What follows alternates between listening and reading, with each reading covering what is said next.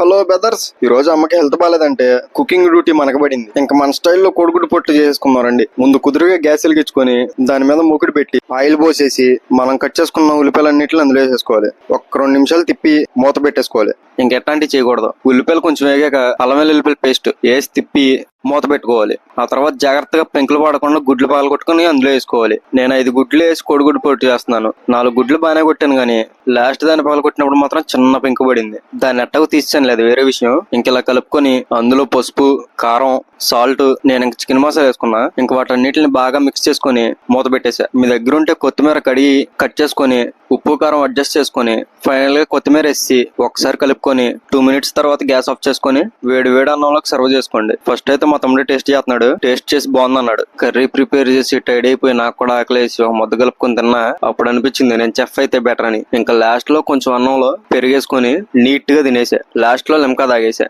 ఇంకంతే. Okay, by.